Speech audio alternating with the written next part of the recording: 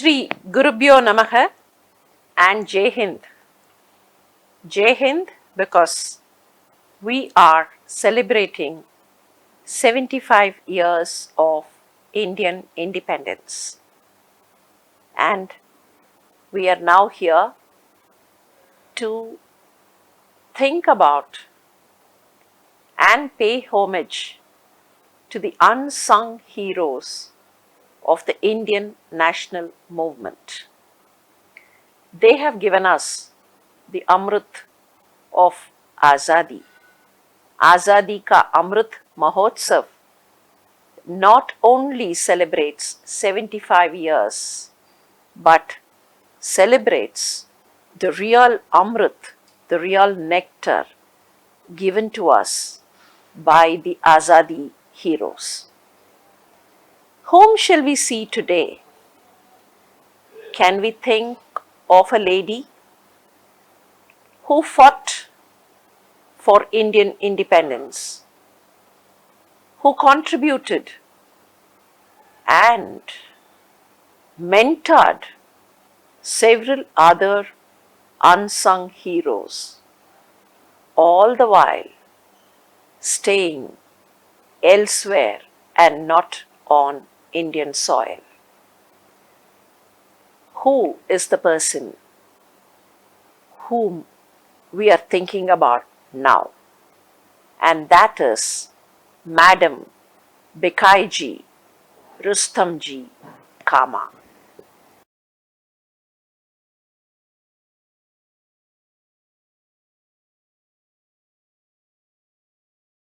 Madam Cama was born on the 24th of September 1861 in a wealthy Parsi family. We all know Parsis practiced the religion of Zoroastrianism. Her parents were Sorabji Framji Patel and Jajibai Patel. This girl, who was the pet of the parents, was educated well. Her father was an influential member of the society, and she was quite an expert in English and had a flair for several languages. She was married to Rustom Cama, who was a lawyer. He was a wealthy lawyer, but then there was something wrong right from the beginning. He was a little pro-British, which she was not very comfortable with. In 1896, the Bombay presidency was hit by a famine, and in the aftermath of the famine, the disease plague also crept in.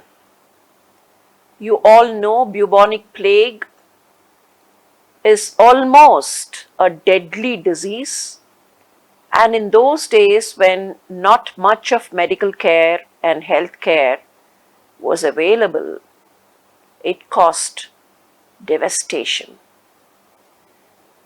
Madam Cama was involved in the relief work, relief for both the famine miseries and the plague miseries. She was part of the several teams which were working on behalf of the Grant Medical College in various parts of the presidency. She was a very effective relief worker, but the relief work had an effect on her. She herself was infected by plague. She was given proper treatment.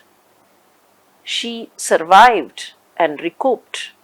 Nevertheless, she became so sick and weak that her family wanted her to go to England for adequate rest and higher treatment.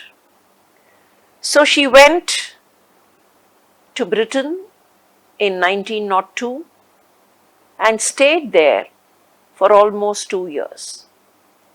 In 1904, when she was preparing herself to get back to India, it so happened that she heard Shyamakrishna Ji Varma in one of his speeches at the London Hyde Park.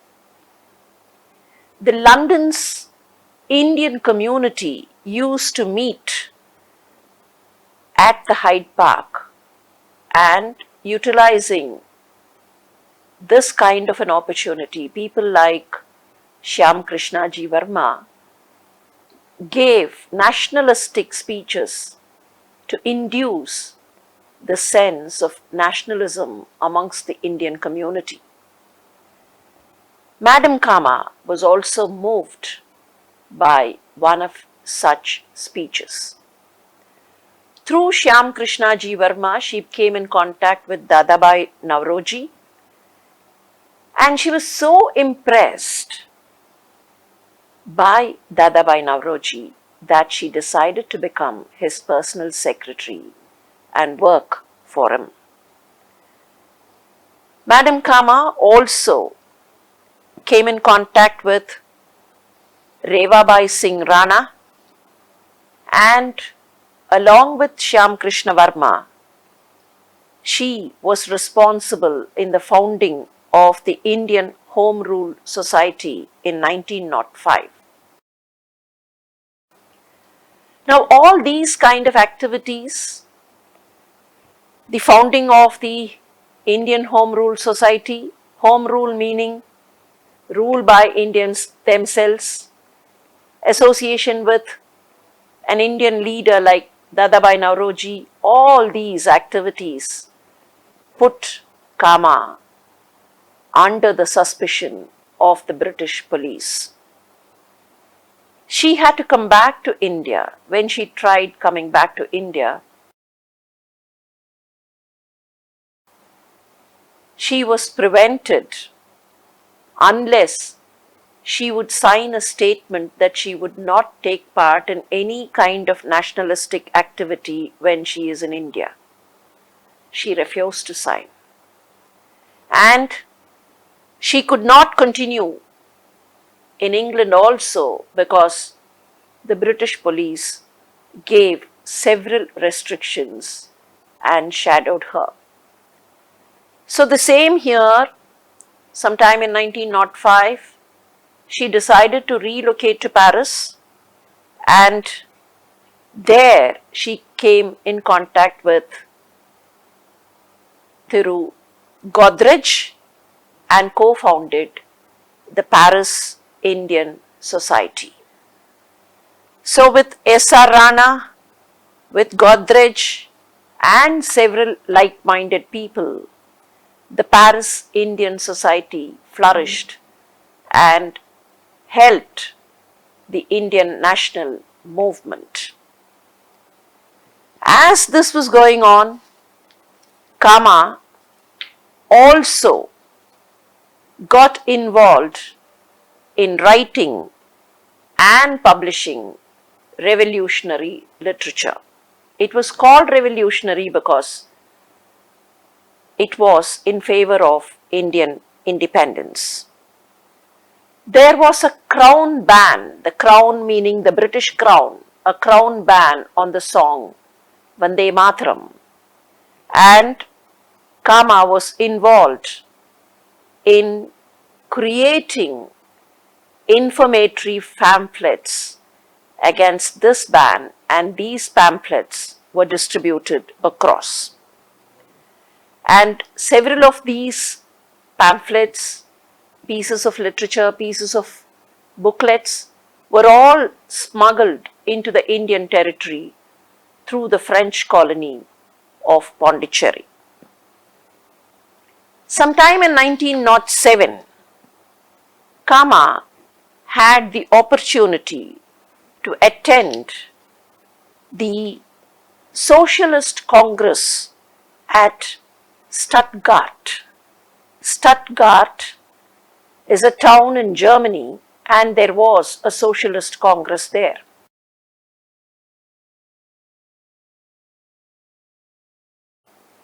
Representatives from several countries participated in the Congress.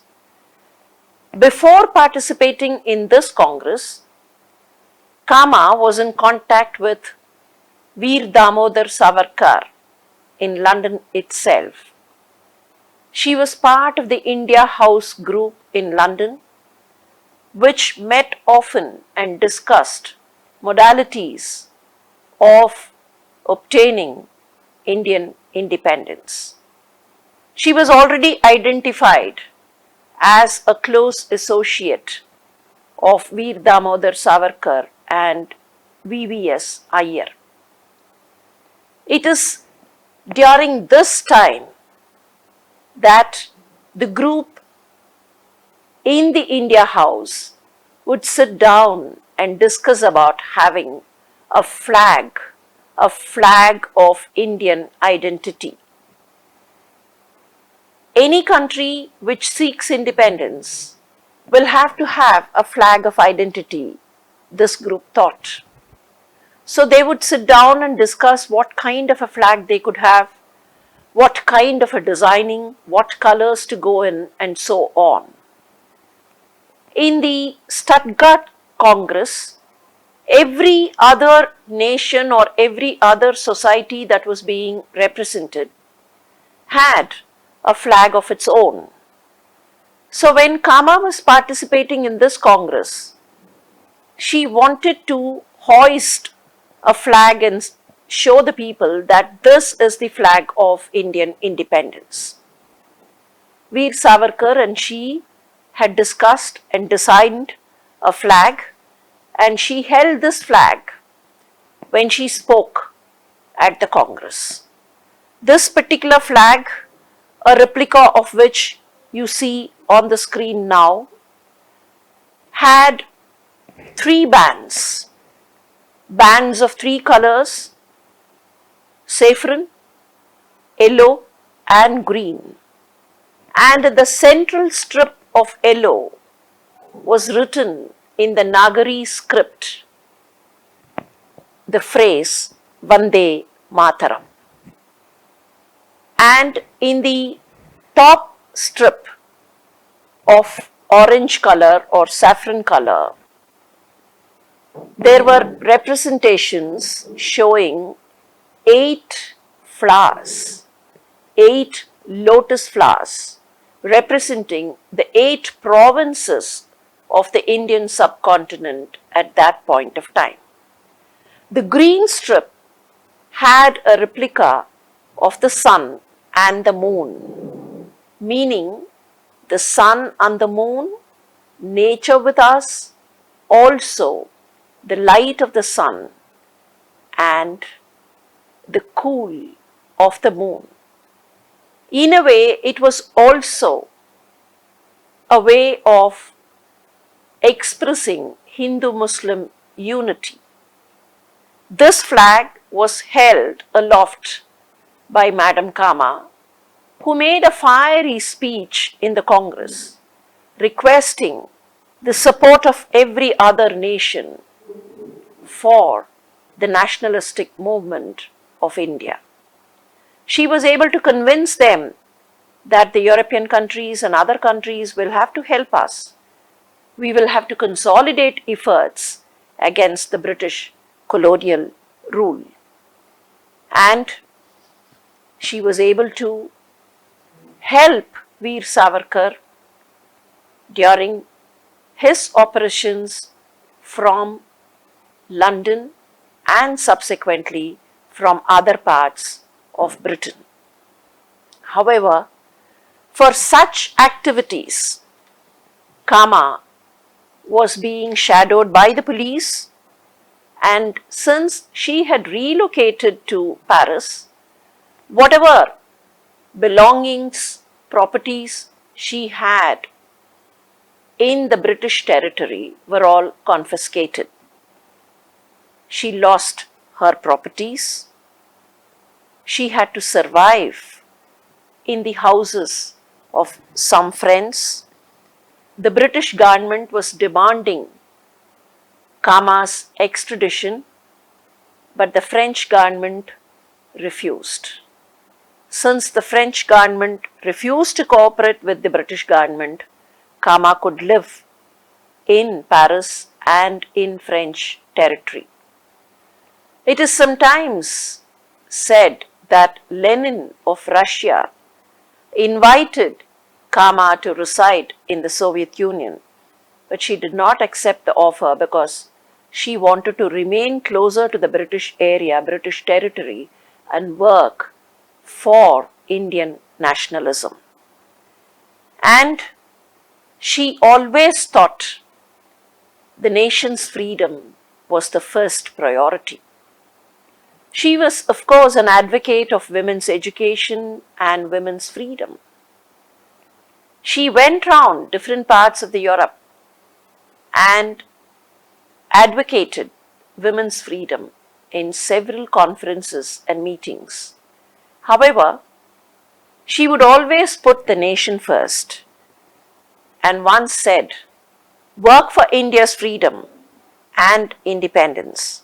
When India is independent, women will not only have the right to vote, but they would also get all other rights."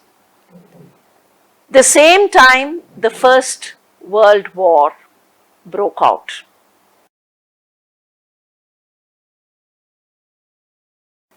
So during the time of the World War, France and Britain became friends, became allies. So now came the difficulty that she could not continue in the French territory. All members of the Paris India Society left the country. They all left the French territory and went away. But then Cama and Revabai Rana were still in French territory. She and Revabai Rana were arrested in 1914, but then released in a short duration. They were requested to leave the French territory.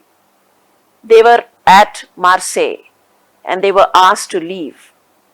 Revabai Rana's family relocated, but Cama did not want to relocate and she was kind of shunted from one place to another.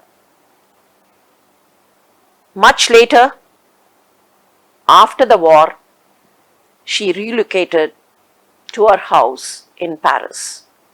But all during this time, she was trying to publish books which were in favor of Indian independence. In fact, she was the one who attempted to publish Veer Savarkar's writing on the first war of Indian independence. She was trying to muster cooperation. She was trying to help India in every way that she could. Till 1935, please remember, much after the First World War, till 1935, she had to remain in exile because the British government wanted to arrest her. She could not come back to India. She remained in exile, but in 1935, she suffered paralysis. So she requested the British government to give her permission to visit her homeland. She could place her feet on the soil in which she was born. She was asked to sign the petition saying she would not get involved in such seditionist activity against the British Crown. She arrived in Bombay in the month of November 1935 and shortly thereafter, in August 1936, she died. Madam Cama, the revolutionary woman who is still credited with that feat of holding aloft an Indian flag in another country. This flag symbolized her attachment to the nation. This flag symbolized her respect to the country. Of course, when the Constituent Assembly of India wanted to have a flag for independent India, some of the thoughts which Madam Cama had given at Stuttgart were taken and accounted for. After Madam Cama, whom do we look at today? Friends, we shall think of yet another woman. I would not even say she was a woman, but then she was a little girl of just 16 years of age. And who was she?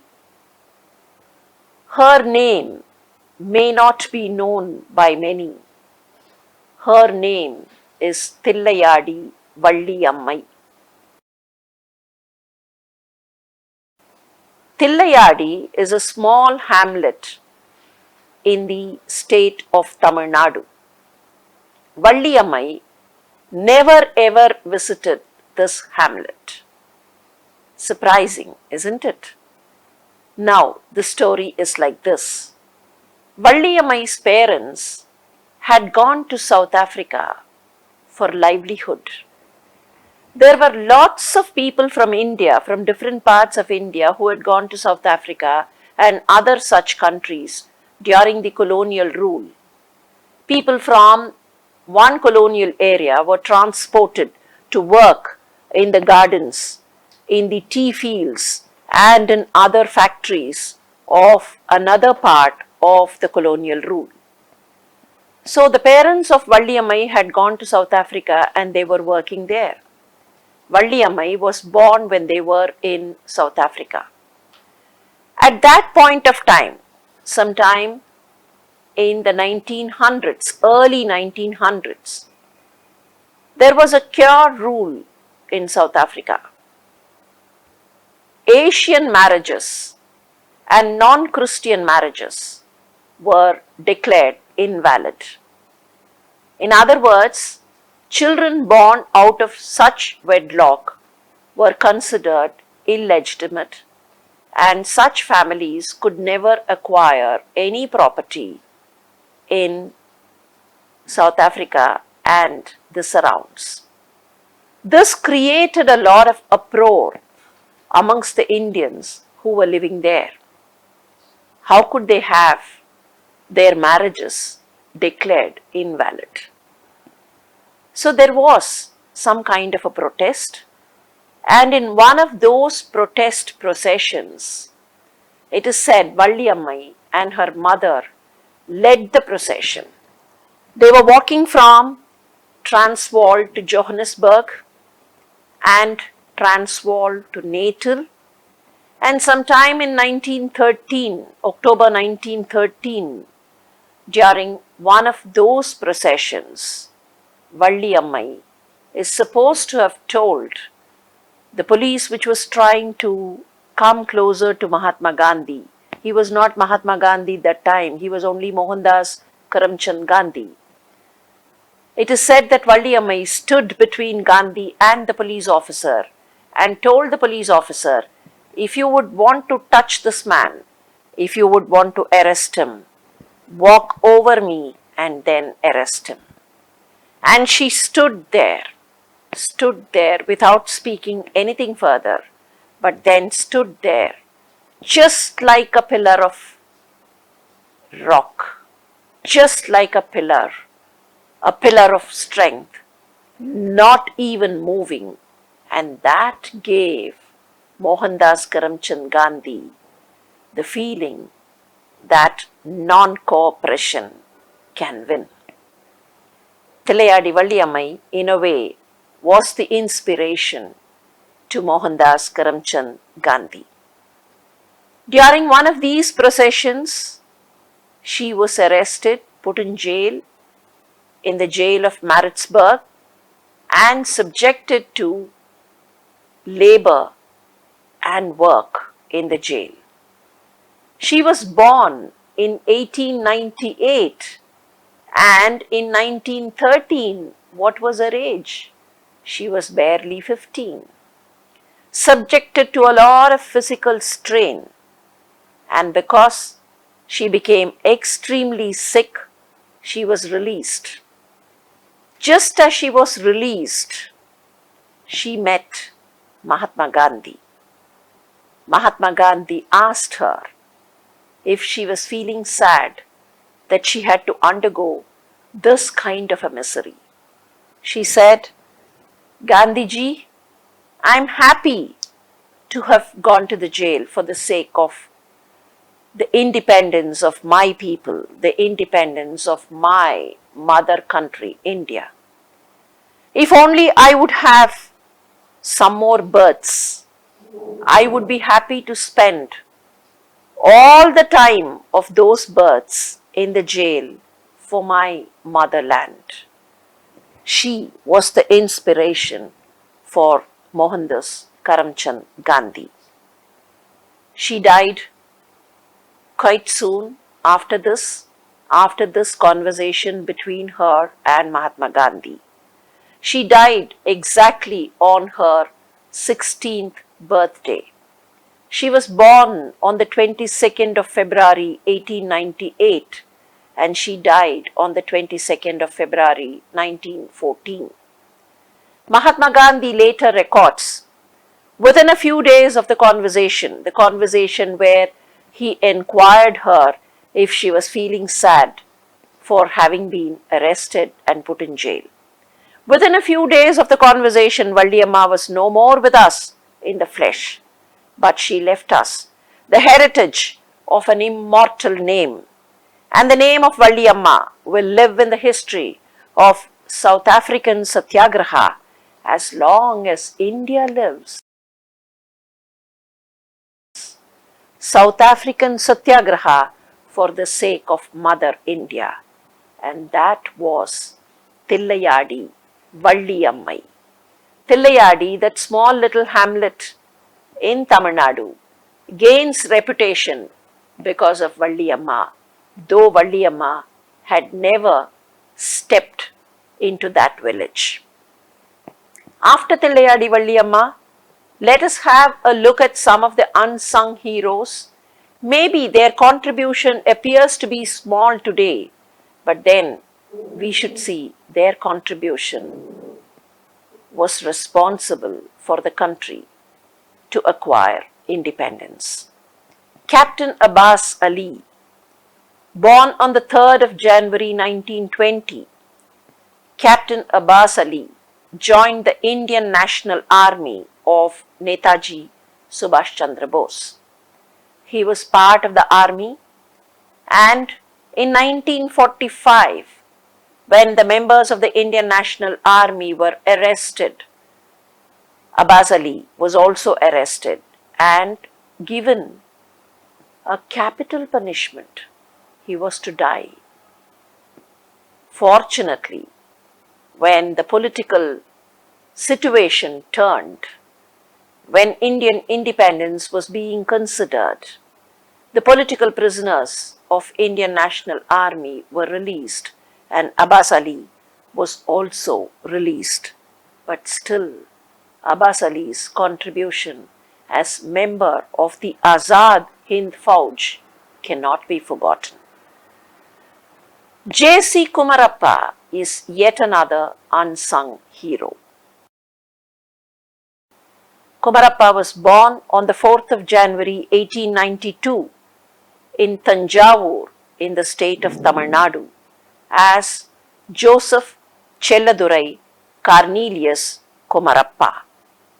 He had his education in Chennai, or the then Madras, and subsequently left for England and the United States for higher studies. In fact, in the United States, he did quite a lot of research on Indian economic situation. His research focused on the way Indian economy was being exploited by the colonial rule.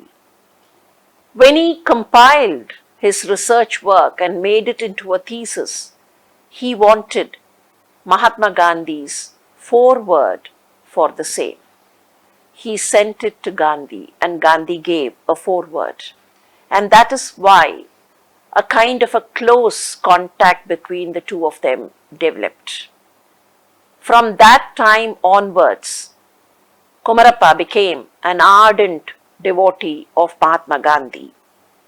He came back to India in 1934, got completely involved in Gandhian activities, stayed with Gandhi, became part of Gandhi's ashram. Whenever Gandhi had to go to the jail or go elsewhere for the sake of political meetings, he would entrust Kumarappa with the editorial work of his Young India or Navjeevan magazine. And Kumarappa did all the ashram work, looked after Gandhi, and also gave impetus to Gandhian principles. In fact, today, if the world talks about Gandhian economy and talks about the scientific aspect of Gandhian economy, we should remember it was J.C. Kumarappa who gave Gandhian economy that wholesome picture. After J.C. Kumarappa, let us also think of Sohanlal Patak. Sohanlal Patak was born in 1883 on the 7th of January. He was living in Amritsar and then went to America for his higher education. Sometime earlier, friends, we've thought of the Gaddar party which was formed in the United States. We should remember people who were living in different parts of the world, Indians who were living in different parts of the world at that point of time, wanted to consolidate their efforts and get cooperation in every part of the world for the sake of Indian nationalism. So, Patak also got involved in the Gaddar party work, and taking Gaddar party work, he went to Burma or Myanmar as it is known today. In Myanmar were some Indian soldiers. All those areas were under the British colonial rule. So Indian soldiers would be taken from India and taken to Myanmar because it was all part of the same British Empire. And these soldiers will be involved in fighting the World War or in fighting any other country that Britain wanted to fight against. So in Myanmar, Patak was involved in training the Indian soldiers, and secretly he spread the nationalistic sentiment and trained them to go against the British colonial rule also. For such hideous activities, Patak was arrested in 1915 and then he was taken to the court hall. He was so thin and quite young of age, right? So looking at him, being so emaciated, the judge said, "Ask for pardon, you shall be released." Patak refused. He said, "No, I shall not ask for pardon. What I did is correct. I want my country to have independence. So what is wrong if I was trying to consolidate all the sentiments and feelings of my countrymen? And for training Indian soldiers, in Burma, Patak was given the sentence of hanging. In 1916 February, Sohanlal Patak was hanged. Primarily because he wanted to consolidate on the efforts of the Indian soldiers. Friends, going along these lines, let us now think of someone who again was a great revolutionary leader and who was responsible for the formation of the Indian National Army. If some of you are thinking of Netaji Subhas Chandra Bose when I say Indian National Army, you're wrong. I'm not talking about Netaji Subhas Chandra Bose here. Netaji Subhas Chandra Bose headed the Indian National Army, true. Whenever we say INA, we get reminded of Netaji Bose. Whenever we say Azad Hind Fauj, we get reminded of Bose. But then here is another Bose, Rashbihari Bose. Rashbihari Bose was a great leader. He was born on the 25th of May, 1886 in the Bengal Presidency. He belonged to the Kayastha family of Bengal, and he grew up in a situation where there were lots of famines and pandemics. In the last part of the 19th century, the Bengal Presidency witnessed several difficulties and miseries, and so people like Rashbihari Bose had to grow up in such misery and difficulty.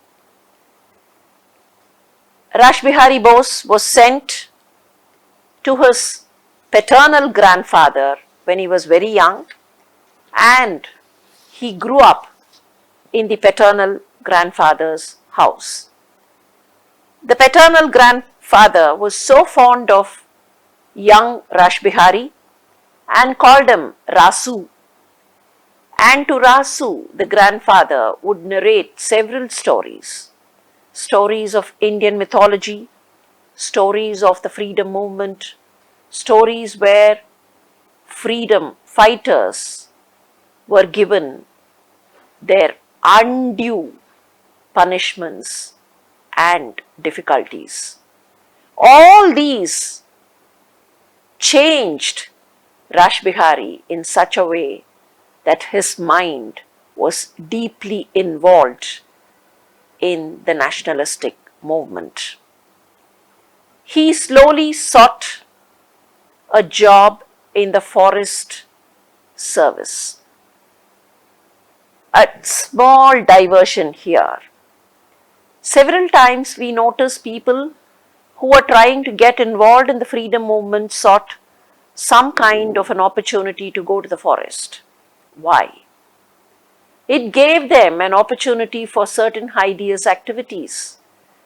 As part of their official work, they can go to the forest, communicate with their colleagues elsewhere, try and consolidate support for the country. So he took up a forest officer job in Dehradun and went to Dehradun. Meanwhile, he had developed a lot of contacts with the members of the Yugandhar. Details of Yugandhar we shall see later, but then please remember Yugandhar was a magazine, a journal, which was run in the province of Bengal, and associated with the running of this magazine, several revolutionary youngsters joined hands and participated in revolutionary activities. So, Rashbihari Bose was also involved in such activities, and Yugandhar at that time was led by Baga Jatin or Jatin Mukherjee. Rashbihari Bose came in close contact with Baga Jatin, and was involved in such activities not only in Bengal province but also in the United Provinces. It was at this time, sometime in 1912, that the capital of British India was getting shifted from Calcutta to New Delhi. Kolkata was called Calcutta those days, and from Calcutta to New Delhi was the shift of the capital. And to mark the shift of the capital, the Viceroy of British India was taken in a ceremonial procession into the city of New Delhi. The Viceroy at that time was Lord Hardinge. The Viceroy and the Vicereine, the man and the wife, they were made to sit on an elephant, the Chowda on an elephant, and the elephant went on a ceremonial procession into the city. The revolutionary youth who belonged to several of these outfits like Ugandar, the Hindustan Republican Association and so on, wanted to use this opportunity to tell the British officials that they were not happy with the British colonial rule. So, what happened was a kind of a conspiracy was planned. It is still thought that this conspiracy was headed by Rashbihari Bose. When the elephant was riding past a particular point, some of the revolutionary youngsters stationed there attacked the Viceroy. What they did was to kind of throw a bomb at the Viceroy. As the elephant was nearing the Red Fort, Basant Kumar Biswas, he hurled a bomb on Lord Hardinge. Of course, Lord Hardinge was hurt, but then nothing very serious.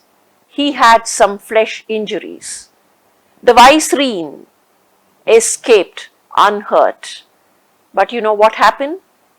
Behind the Viceroy and the Vicereine was standing a person who was holding the parasol. The parasol is the umbrella, right? So the parasol bearer was hurt and killed. And this caused a lot of confusion and commotion. Rashbihari Bose was there witnessing all this. Though he was not directly involved, it was Basant Kumar Biswas who hurled the bomb. And of course, there were a few others. And this attempt was seen very seriously, viewed very seriously by the British officials. This happened on the 23rd of December, 1912. The same night, Rashbihari Bose left Delhi, went to Dehradun by train and got on to his forest officer job without any evidence of he being available at Delhi the previous evening. However, due to this incident, his movements could not be very free and his activities could not be very free. And in Bengal, when he was doing all the forest officer job, sometime in 1912 and 1913, he came in contact with Jatan Mukherjee, Ugandar, and was given a new impetus, new motivation to get more involved in the national movement. And during the World War, the First World War, Rashbihari Bose also got involved with the members of the Gaddar revolution. And with the Gaddar leaders, he decided to leave the Indian territory, and so he went to Japan. He went under the alias of Priyanath Thakur. Priyanath Thakur was a relative of Rabindranath Tagore. As Priyanath Thakur, he went to Japan and then found shelter in several Pan-Asian groups in Japan. And he tried kind of consolidating Japanese support for the Indian movement. So he kept on changing his residences, his names. He had to live in hiding from 1915 to 1918. It is also during this time that he came in contact with the owners of the Nakamuraya bakery in Tokyo. Nakamuraya bakery was run by Aizosoma and Kokosoma. He came in contact with this family and subsequently married the daughter of the owners of the Nakamuraya bakery, and he became a Japanese citizen. Subsequently, he became very popular in Japan and came to be called Bose of Nakamuraya. All through this time, he consolidated support. He consolidated the Japanese support for the Indian movement and formed what was called the Indian Independence League. The Indian Independence League had Indian members, had Japanese members, and pledged support to the Indian independent struggle. This was sometime in 1942, and his Indian Independence League became popular outside the territory of India as an outfit that was working for the Indian nationalist movement. He conducted a conference in Tokyo from the 28th of March to the 30th of March 1942, a conference of the Indian Independence League, and invited Netaji Subhas Chandra Bose to participate in that conference. And now you get the link. It was in this conference that Netaji Subhas Chandra Bose took over the reins of Azad Hind Fauj. As Rashbihari Bose invited Netaji Subhas Chandra Bose to come over and participate in the conference of the Indian Independence League, by then Rashbihari Bose had also formed the Indian National Army. Indian National Army was subsequently handed over to Netaji Bose because Rashbihari Bose felt Subhash Chandra Bose can do a better job and his health itself was failing. He was struck with tuberculosis and he died soon after. But then the call by Azad Hind Fauj was originally given by Rashbihari Bose. Rashbihari Bose, who went to the foreign soil to fight for the freedom of the Indian soil.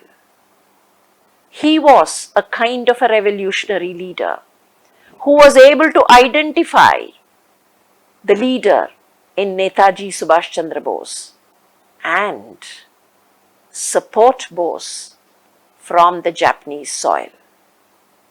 We all know the Indian National Army and Netaji Subhas Chandra Bose subsequently support from Japan and Singapore and other parts of Southern Asia. This support was mustered because Rashbihari Bose had created the ambience for such a support. So friends, here we have the lives of some of the unsung heroes. As we see the lives of these unsung heroes, the fact that we need to remember is that these people were trying to get all the efforts and measures put in one block for the sake of Indian independence. Wherever they were trying to work towards it.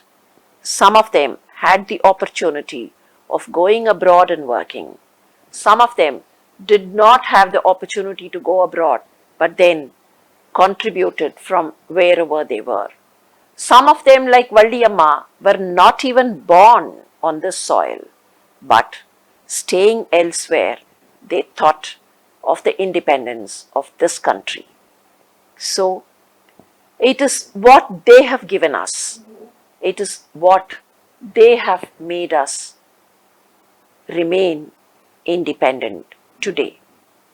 As we go through our lives, as we do our daily activities, let us remember these people. If it was not for the resilience of Tillayadi Valdiyamai, we would not have got our independence. If it was not for the efforts of Rashbihari Bose and Sohanlal Patak, we would not be independent citizens today. So what should we do? We may not be able to do what they did. We may not be able to replicate exactly what they did. But we can draw lessons of perseverance, of hard work, of resilience and focus as we do things today, not only for ourselves, but for the betterment of our nation. Shall we remember all these people?